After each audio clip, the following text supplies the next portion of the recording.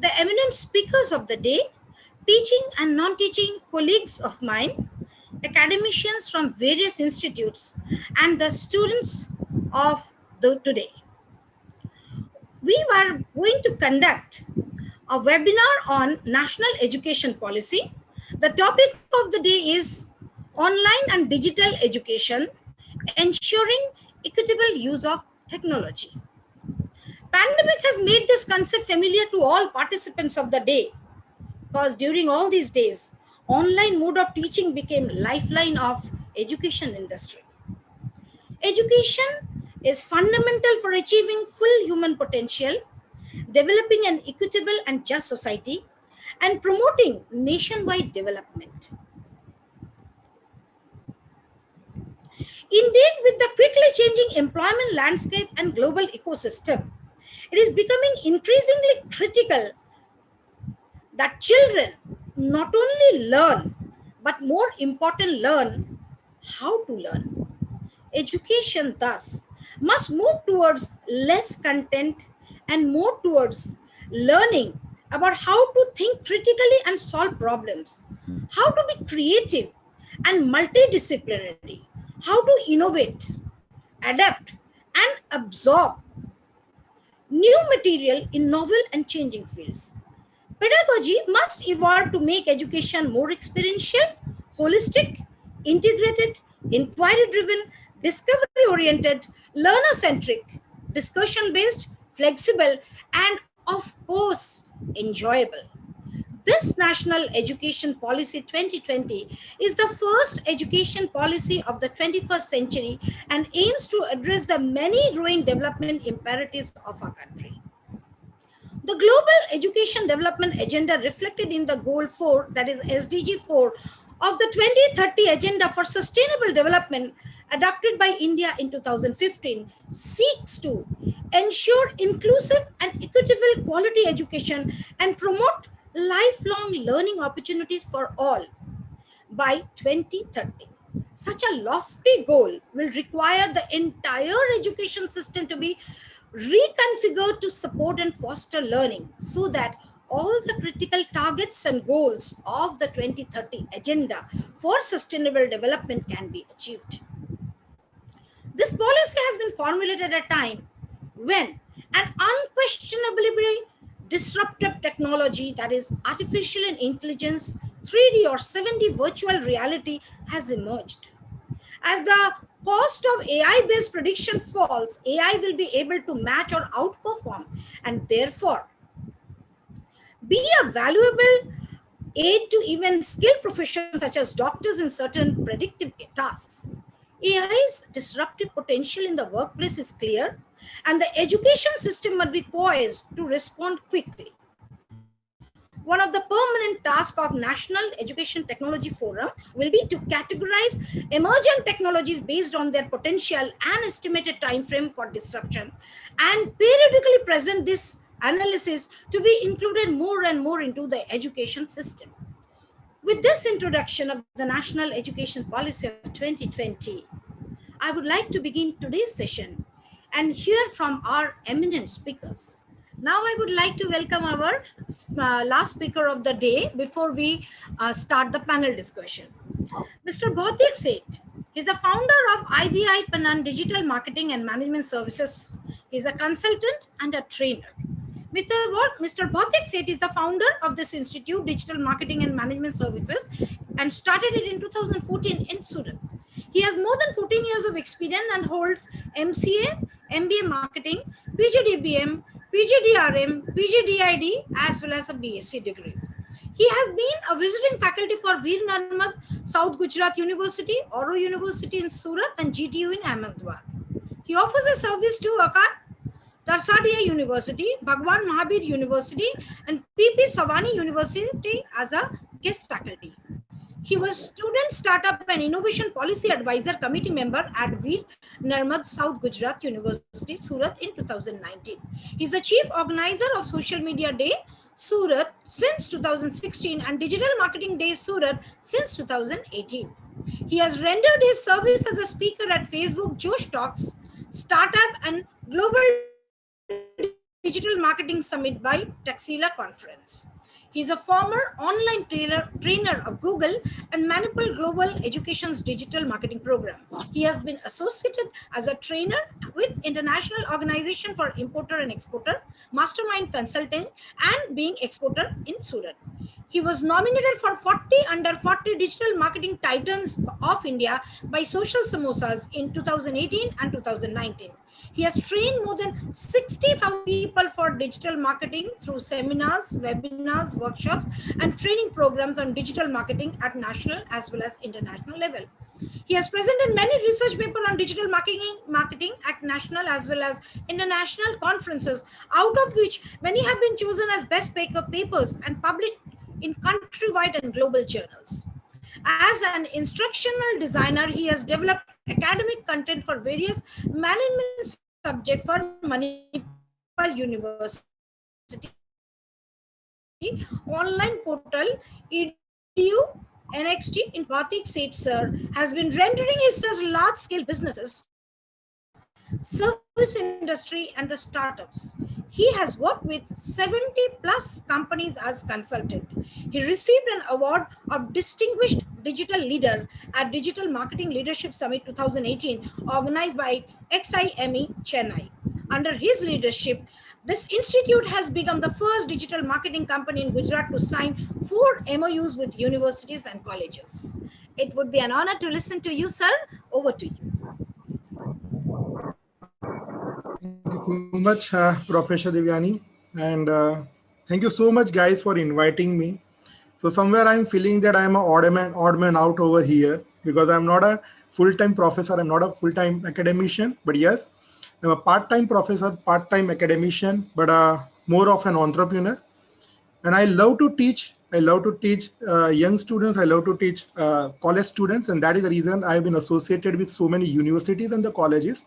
So I literally want to go back to what Dr. Shraddha Shivani said. So basically, we all were, caught red-handed last year when all of the sudden the lockdown happened, and so many teachers they had to teach all of the sudden online using all the devices, technologies, and these laptops and the mobile phones and all that. So what started happening at that time, that people actually considered to be the faculty of the IT, information technology, or the engineering professors. People started assuming that these are the faculties of the technology, so they might be knowing how to use all this application, how to use it. So unfortunately, even those faculties were not at all ready how to use all this technology. So yes, this is the reality. This is a bitter fact of our society. But now what we are seeing right now, uh, everybody has started using all this application as what Dr. Srinivas also said, what he is facing with his young kid. Even I'm facing the same thing with my young kid. And these kids are so smart now, right? So they are teaching you how to operate Zoom and how to operate your Google Meets and all that. So let us accept this reality, because when we are talking about the national education policy, we need to understand that how we are moving towards the technology. So the movement is, we need to understand this movement. The movement is something around from CBT to WBT, from WBT to MBT. That is computer-based training. So in the 1990s, when computers were introduced, late 80s and 90s, by then government, then Prime Minister. So people started utilizing the computer system. It was yet not so much involved in the education system, but still, there was a great chance people started thinking that now the education will become easier for all of us. And that is the reason that computers were become the kind of aliens for all of us at that time. And people started using it. People started dreaming about it, that let's use the computers in the education. But now if you see, in this last 30 years, we have shifted from the computer-based training to the web-based training. And all of the sudden, without even we got any clue, we shifted from the web-based training to the mobile-based training. So we are into the MBT. And I tell you, within 1 year or so, we are shifting from mobile-based training to app-based training. And in the future, we are going to shift from app-based training to the social media-based training. So I always see all these things as a part of the industry. as a part-time academician, as a father also. And I always feel that when we are talking about this national education policy, I broadly see there are four main pillars of this new education policy. And this all the pillars, they have to come on the same platform. If these four pillars are not going to come on the same platform, we are not going to see the kind of equitability that we are expecting right now, or maybe in the future. And these four pillars are going to be students, institutions like colleges and the universities and the schools, teachers and the parents. So now what is happening right now, the students are at the forefront. Students have adopted the technology very fast, very quickly. Right now, we all are teaching the millennials. If you see the schools, if you see the undergrad colleges, we are teaching the millennials. We cannot expect millennials to follow our interest. Rather, we need to understand that what they are comfortable with. And this is the fact, this is a bitter reality that we need to understand, that whatsoever they are getting comfortable with, we parents, we as a teacher, or we as a college or institution or the university, we need to adopt that. We need to learn those technology, we need to get digitized, and we need to start using this technology so that we can teach them whatever we want to teach, and at least like that they can learn something out of it. So again, when we are coming back to the colleges and the institution, and hence we are talking about the faculties, I need to understand that how the professors and the teachers are making their learning materials. Because still we are seeing that big reference books, they are using the big reference book, they're taking the points out of it, they're creating that PowerPoint presentation, they're going into the classroom and they're starting the PowerPoint presentation, and they're just expecting students to see that PPT and learn something from this. I think this is not going to work for the current generation of the students. We need to understand that this PPT is so boring for them. They are least concerned about what we are writing in the PPT. We need to create our own learning material. We need to create our own storyboards. And we need to understand that even when we create the learning materials, we need to focus on the people and the process. Then only we are going to come out with a great product. That is our learning material. And this learning material, definitely we need to focus on more of the storyboard and all that. So that is where I personally feel that instructional design comes into the picture. To add something to that, I was just going through this NEP policy, and I just found that the government has introduced one CPD, and that is continuous professional development.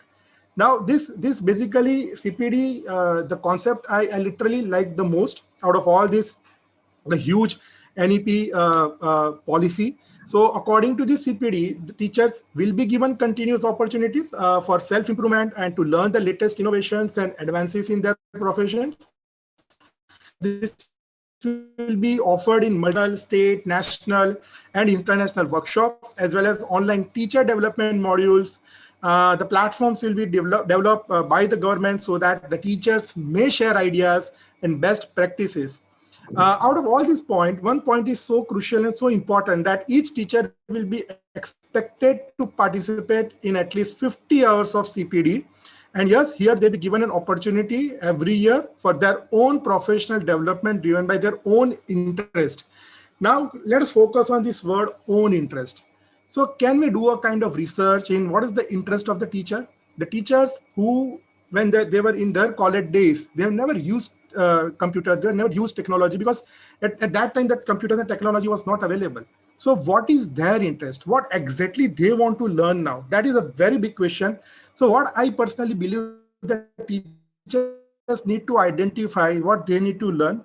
And on the basis of this NEP, of this clause, that's continuous professional development, teachers need to start learning, they need to start training for the betterment of themselves, and like that they can reach out to the students interest, they can very well cater to the interest of the students. In between, I was just remembering my college days in the late 90s and the early 2000s. So I was just thinking about how I completed my graduation. I had to go to the cyber cafe, and there was a cyber cafe where you had to pay 50 rupees for half an hour, and you were very clueless clueless what exactly in the cyber cafe. You had to go, you had to open your email box, and there was hardly one mail. So you did not have anything to serve 20 years back when you used to go to the cyber cafe. So that was an era in the cyber cafe we used to go. But I tell you one thing, now if you see, people are literally going and creating the apps. So let me show you something. I need to show you something by sharing the screen. Yeah, I hope you can see the screen. So I have a couple of things to show you, and I think it will be very interesting for all of you. Okay, so here it is. So this is the Google Play Store, and what right now in front of your screen is one application called Gujju Student. It's pure in the Gujarati, and this Gujju Student is basically an application that was developed by a school student when he was studying in standard 7th or 8th. He was studying in the Gujarati medium, standard 7th or 8th, and he created this application where he has involved all the Gujarat board GSEB textbooks and the NCERT textbook. And I tell you, this application right now has as many as more than 1 lakh downloads installations only if you see the Gujarat region. And not only this, if you are going to see the other kind of application that this child has created, he has created this Vyakran, that is something related to grammar in Gujarati, guide, and it is very common in almost all the schools everywhere, that there's a book called Guide where you can go through, you can find all the answers very easily. And he created this development class, and finally he also created this Vidyarthi. So all these applications. Now the point is, whether this student was so brilliant that he created this application. The point is not that the 8 year the student who was studying in the standard 8 was so brilliant. The point here is, at least he understood the requirement. He understood that this is the need of the students. Unfortunately, the school could not understand this need, and hence he had to come forward. He had to create this application, and all these applications right now are being installed by the parents and are being used by so many thousands and lakhs of students only in the Gujarat region. So this is one thing that we have failed to understand as parents. We have failed to understand at the university, schools, and institutions, and the professors and these teachers. So what we can do, we have to understand, we need to adapt. Can we adapt social media to teach our students? Can you expect your 17, 18, 19 or 20, 21-year-old students to learn so easily from social media? Maybe you can expect. But you cannot expect these students to learn from directly, asking them to come to the school or maybe college from morning 8 to evening 5 o'clock. I'm not saying that digital is actually going to take over this traditional method of teaching. It is not going to happen, but we need to create the balance. And you need to understand that we as a parents, we as a teachers, we have always asked those students to keep their mobile aside when they're studying. We have always asked that don't use the mobile phone in the classroom. Even when we are at home, we have to tell our kid that don't touch your mobile phone until you are not completing your homework. Now what is happening? We are buying mobile phones, we are buying tablets for them, and we are only giving them these mobile phones and the tablets, and we are asking that now you have to learn because you're the new mobile and new tablet. So this is the reality. And to show that, I have a couple of things to show you practically so that it can give you certain kind of idea. So here I will kept open this Facebook group of mine only. Although this group is not related to education, related to digital marketing, but this is something where the universities and the institutions and the teachers can come forward to do something. So this is the group of Facebook. Facebook has done a lot of advertisement to promote their group section. What we can do, we can create group, not for the sake of creating it, but we need to literally use it to teach students, to involve students. And here you have so many different options to use. Like you can create certain docs. Now this document will work like a note. You can create your assignment on this doc. You can ask the students to go and write the answer directly to the assignment. Let it be a kind of open discussion forum where anybody can come, they can log into their Facebook, they can join the group, they can read this, and they can give their own opinion about it. So these are some things that you can do. You can add certain files. You can also go live with the live video. You can do certain polls, and you can do anything by using the social media. So social media is something that we have found it as a curse. It's not a curse. Sometimes it can help you a lot. So although there are so many things that I can show you, not only on the Facebook, but yeah, also on Instagram. But right now I have something to show you on LinkedIn as well. Now here is a LinkedIn. So when you create the LinkedIn profile, we always we in sense the placement cell of the college and the university, they emphasize a lot. They push the students that you need to create your LinkedIn profile, you need to show your professional side, and that is how you are going to get the job. But are we teaching them enough? Are we training them enough? So the LinkedIn is coming forward to it. If you see, when you're creating the profile, here's the skill quiz.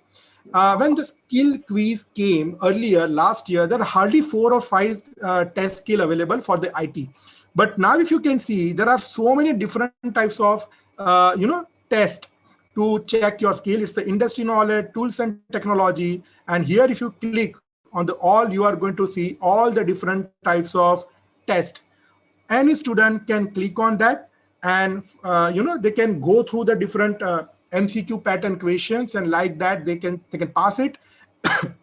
When once they pass it, the LinkedIn is going to give the badge. This badge is going to be highlighted on the LinkedIn, and that is how the students are going to get some confidence. They are going to understand that yes, I'm showing the world that I know this.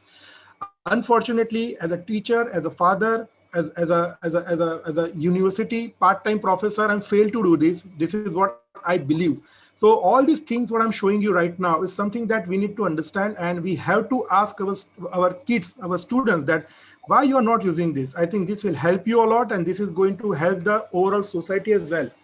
And before I raise my comment, let me give you another example of my own kid. So as you all know that I am a digital marketer, and I use all the social media. We have to use it because that is our bread and butter. So by looking what I'm doing, my small young kids from the very early age, he started seeing that my father is doing something. I used to create so many videos for YouTube and Instagram and Facebook. So once I found that he's so curious to do all this thing. So right now he's 9 year old, but 2 years back when he was 7, which we just thought that he has some interest in the marketing at the very young age. That normally happens, right? You see your father talking about marketing, the kids start talking about the marketing and the branding, all that. So what we did, we created his own YouTube channel, and irrespective that you need to get so many followers and all that, we have asked him whatever is there in your mind. Here is the camera. You just come in front of the camera and start talking about it. So he started talking about it, and ultimately, what started happening that he started getting more and more interest in the marketing. So now when I am going out in my car with him, he'll start seeing the billboard and the hoardings and in the news channel in between. If there is a TV commercial is coming, start giving his inputs about branding, a logo, the placement of the hoarding, the kind of typos they are using. All these things he started contributing from his side. And now what we are doing as me and my wife, we inspire him, we motivate him to give us more points. We write the script, we give him that this is a script, you just go through that and just record a video, we'll put it on your channel. So he has no direct access to his YouTube channel. We have not created any Instagram or Facebook profile for him. But yes, he has his own channel that is operated by me only. And I only want that he should understand that there is a social media. This is something that is good for his career, and he can literally grow faster if he can, get the education on the timely manner from the school. At the same time, we just try to build his interest in the professional development also. But yes, we just make sure that we shouldn't push for that. We see that so many parents, they create the social media profiles of their young kids. Like you see that the baby is born, and all of the sudden you will see that Instagram profile will be created. We shouldn't do that. We have to become more responsible. We have to do all these things. But at the same time, as I said earlier, we need to understand that yes, I think I'm going to talk about AI, VR, and AR more in maybe the panel discussion. But yes, Baiju has created a robust online learning application using artificial intelligence. Why no university could not do this? Why Baiju has bought this, I think, Akash institution, and why no university could buy this Akash institution? So this is the thing that we all need to sit and we need to understand that this private sector players like Byju's, they understood the requirement. Irrespective of any education policy, they created their own platform. They asked the teachers to come and use the technology, use the AI. And what we are doing, I think we are buying this the package of Baiju, and we are asking our kids that you learn from this. The same thing will happen in the colleges also. The same thing is going to happen maybe in the future for the PhD students also. I think this is an alarming situation for all of us. Let us accept that we were unfortunate that we could not move beyond computer-based training. We could only stay maybe till the time cyber cafes were introduced. Right now, these students, these kids are carrying their own mobile phones, and we cannot stop them. We need to understand the requirement, and I think, as I said, we need to understand what students like, not what we are comfortable with. Thank you so much. Thank you so much, sir. It was a wonderful session. Lot of informations that came from you, and I can see in the chat box that many participants have really found it very informative and enjoying. Okay. Um, uh, Mr. Bhautik Sheth, you have mentioned that the education system in India based on four pillars, that is students, institutions, teachers, and parents. You have also mentioned that today we are into a web-based education. We will shift to mobile-based training, and then finally, it will be something like app-based training. You have also mentioned that PowerPoint presentations are not effective in teaching. I think your statement is supporting mine, because I never used PowerPoint presentation in my teaching, and I was always worried because my colleagues, they just go with the best of the presentation and keep on presenting the lectures in the classroom. But I never made use of that, and I thank you really to support my style of teaching. Thank you very much. And then you also mentioned that PowerPoint, in spite of people using the PowerPoint presentations, we should try to avoid this and create our own storyboards. And I think this is a very great idea, of generating interest among the students and pay attention to what the teacher is talking about. Then you also mentioned about CPD, the continuous professional development, which is a need of the time. And then you also mentioned that can we adopt social media to teach our students in a much better way? So the question to you is, in this COVID-19 situation, artificial intelligence is the buzzword in almost every industry. Do you think artificial intelligence will be a game changer in digital education, and how? If yes, how? Thank you so much, sir, for asking me this question. And yeah, I would like to add something to what Dr. Srinivas said, and I'm totally agreed to him that when we talk about the online, it is unfortunate that when, like what he said, that there are only 17 times this online word was mentioned in the entire NEP, the 60-page NEP, and that is what the similar result I got when I was going through the same thing. But yes, sir, talking about the AI, I think in my comment initially, I had to talk about the role of the Byju's in changing the way we, the parents specifically, are seeing this education system. We have never thought about all this thing that someday we are going to buy a tablet for our kid just to learn. Although it all happened, 2020 lockdown happened in the March last year, but the Byju started doing all these things in 2019 only. So the question before we talk about the role of the AI and the practical, again, I will show you something, and I think it will help you a lot in understanding the role of AI in the education system. But the thing is that how much we were and we are still ready to accept the digital platform or the technology. So before 2020 lockdown, how many university teachers or the school teachers were Google Educator certified? Hardly you will find any. But now if you see in the last 1 year, so many schools, they have literally pushed their teachers that you need to learn this and you need to earn the certificate so that we can use the Google Classroom and all the Google Meets, and we can create the online examinations and they can upload their assignments.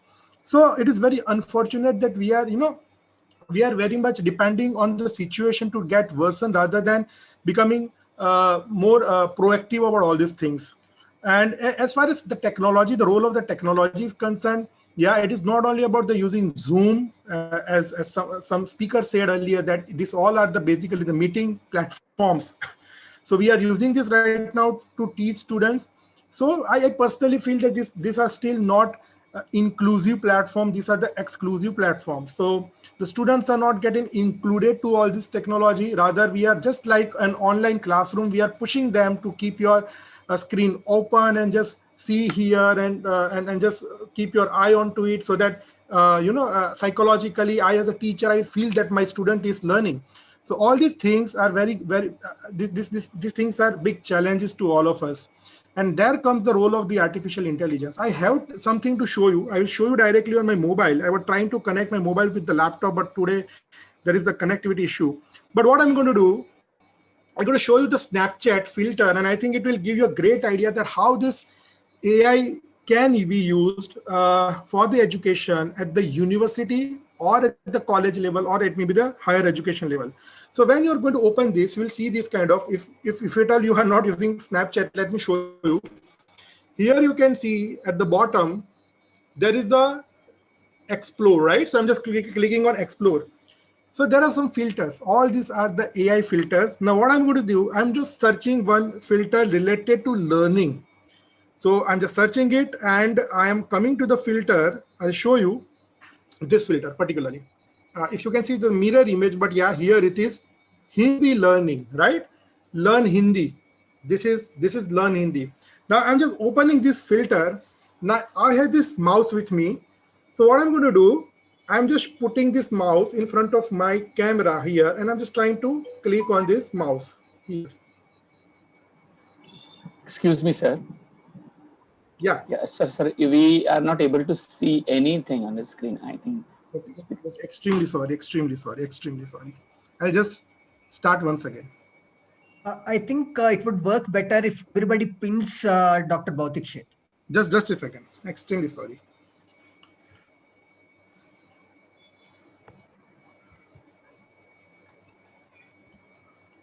Okay, so now I'm just sharing the screen. Okay, I think please, I don't need to share the screen rather, but I think if you can see me, right?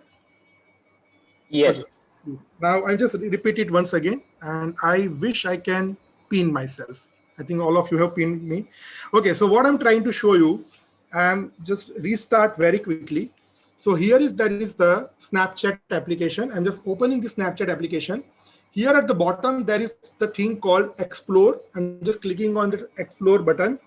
Now there are so many different types of AI filters available. So I'm just doing one thing. I'm searching for one particular application for the learning. And I'm just searching it. I'm finding this application called Learn Hindi over here. If you can see very near to my finger, Learn Hindi. Now I'm just opening that particular application like this, filter, sorry. And now I have this mouse, the computer mouse. And what I'm doing, I'm just trying and put this mouse in front of my camera. I'm just clicking here. Yeah. Now you see here, it is written. I think I can be able to show you like this. Computer ka mouse. So this is the role of the AI into it. It is literally showing you that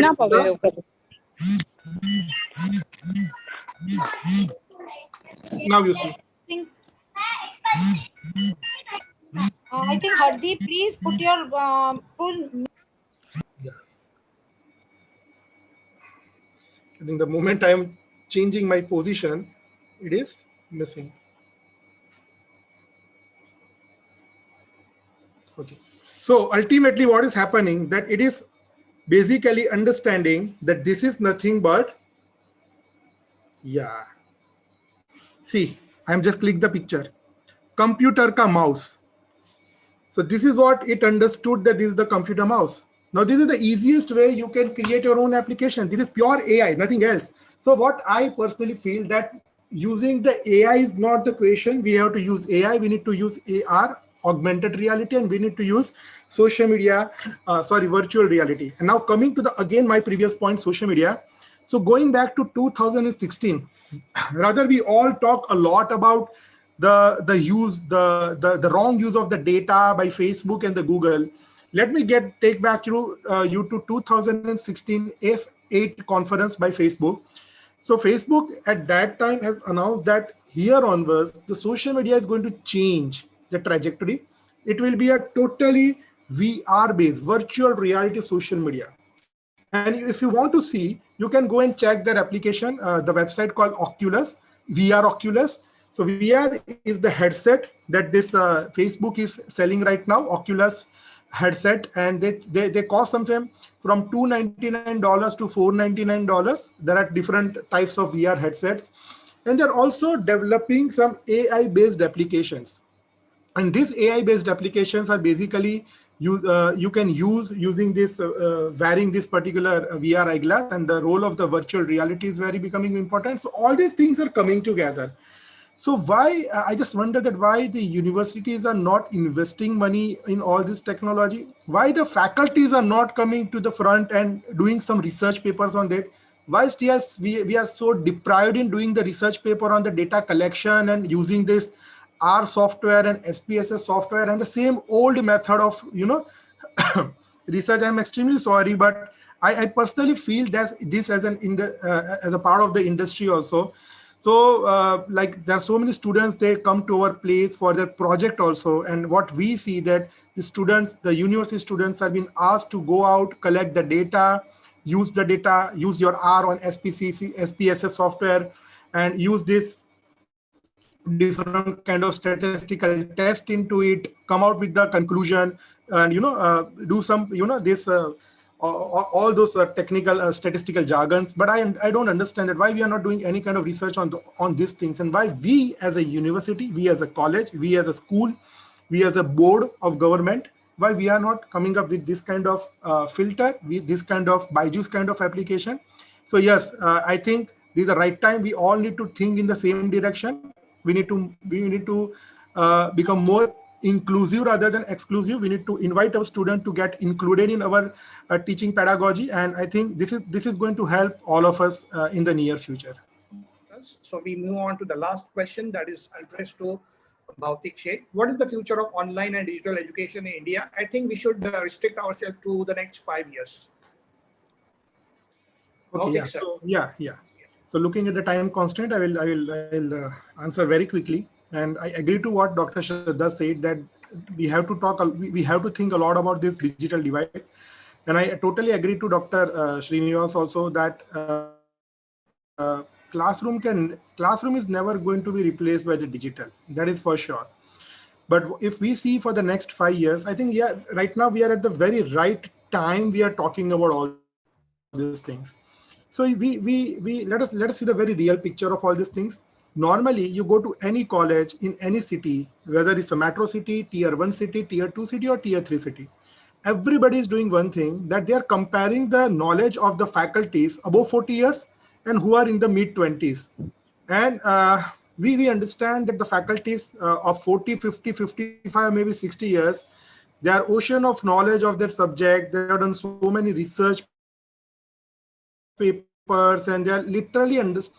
As far as if you see normally, this happens that the faculties of the early 20s and the mid 20s or maybe late 20s, and we sometimes think that do we have a great future of the education in our country?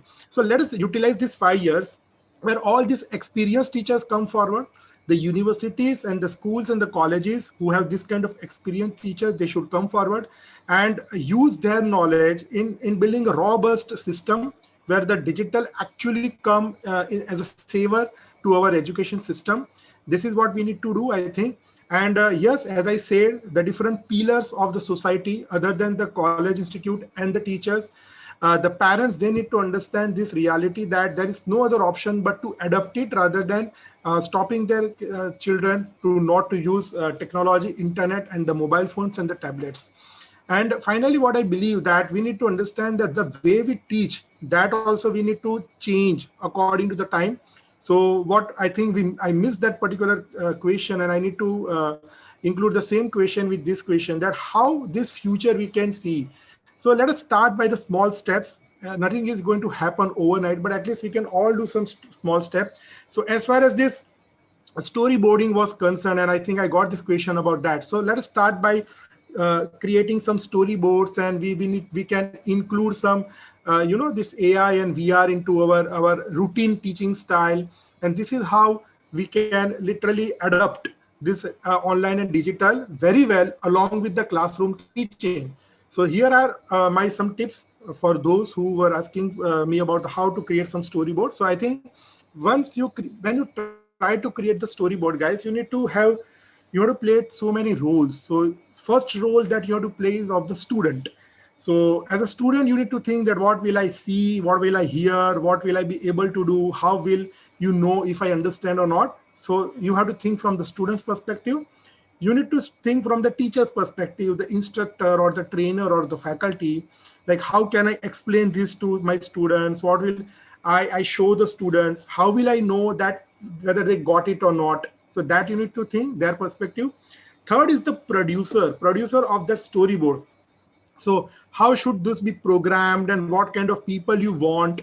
Do you really need the programmers? You need the video editors, you need the graphic designers. What are the timing issues? Will you be needing the narrator to read or not? So this is the perspective of the producer. The fourth perspective at the time of the storyboarding is the artist. You need to become an artist rather than a teacher. You have to think like an artist.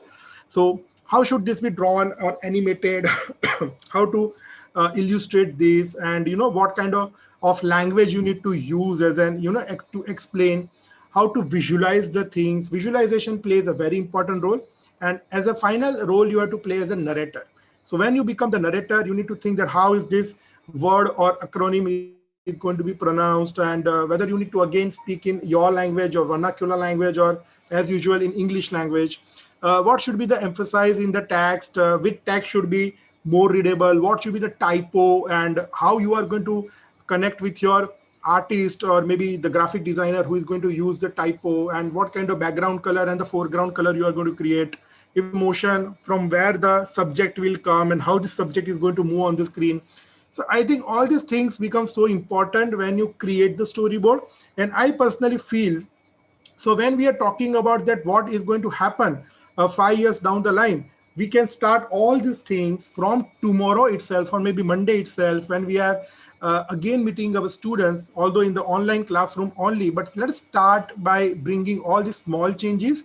Let us start including the social media. I understand that there are so many loopholes on the social media, but when the technology comes, internet comes, the loopholes are always there. We all know that. But considering the fact, considering the reality, but focusing on the near future, at least we need to do something today, and we need to start from somewhere.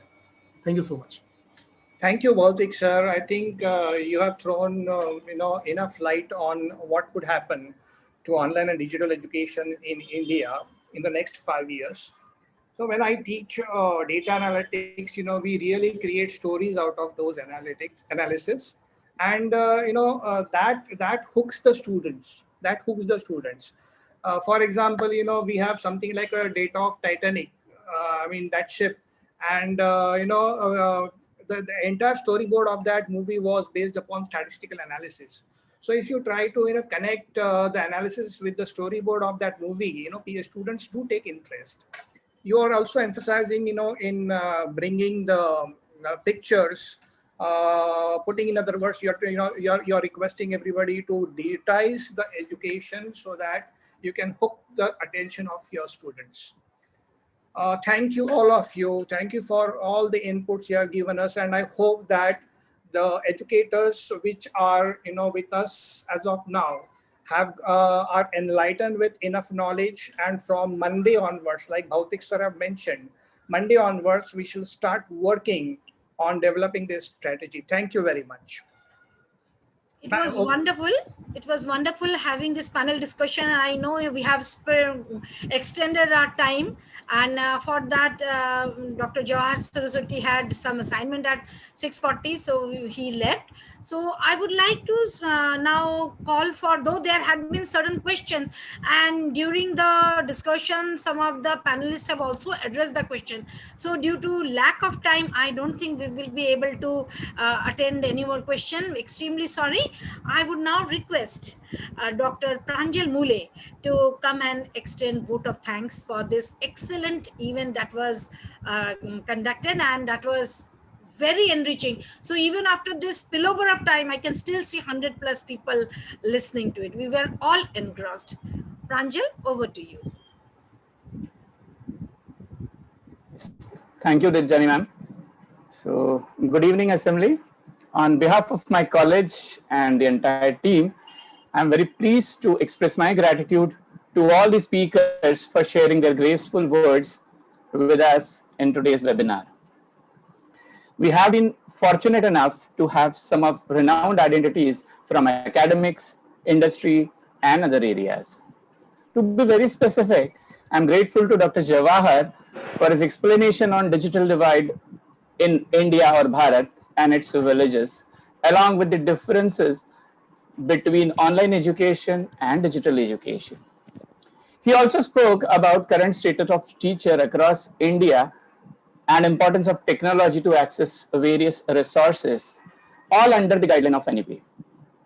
I may like to express my sincere thanks to Dr. Shraddha Shivani for giving an excellent coverage of very basis of NEP, importance of access of technology all across the education levels in India. She also spoke about keys to achieve the goals of NEP by teachers' preparedness for technology access and use and bridging the digital divide. I also wish to express my gratitude to Dr. Srinivas Gunta for providing insight about use of technical devices in online platforms. He also highlighted challenges like balancing multiple technologies issues in the form of online platforms, gamification in education, and local level contents development. I also like to acknowledge my gratitude to Dr. Sumanta Chakravarti for his insightful words on education and education system, digital education and e-learning, and its very challenges with appropriate statistical analysis. I'm also grateful to Mr. Bhautik Sheth for providing insightful information on CBT to then WBT, then MBT, and then ABT, and in future SMT under the light of NEP. He also spoke about the importance of storyboards, innovating learning material over standard PPT in order to make digital or online learning more catchier. Also, effective use of social media platforms for training, idea sharing, and information exchange platform. I would like to express my gratitude to Dr. Sachin Deshmukh for providing his insightful opinion about NEP and wonderful moderation. I may like to express my sincere thanks to Dr. Debjani Banerjee for her continuous guidance and support. I would like to acknowledge our gratitude to all our team members, especially Ms. Megha Singh for her continuous support to make this event a big success. And the last but not the least, I'm thankful to all my participants as well as VSB management to extend their support for this webinar. I'm sure that our college will continue to get significant support from these diverse groups of audience in the future. So thank you once again. Have a nice day. Namaste. Jai Hind. Thank you. So my gratitude and thanks to all the speakers, eminent speakers. Thank you so much. Thank you, Pranjal. Thank you. Thank you, Sachin sir. Thanks a lot, Debjani. Thank you, madam. Thanks a lot.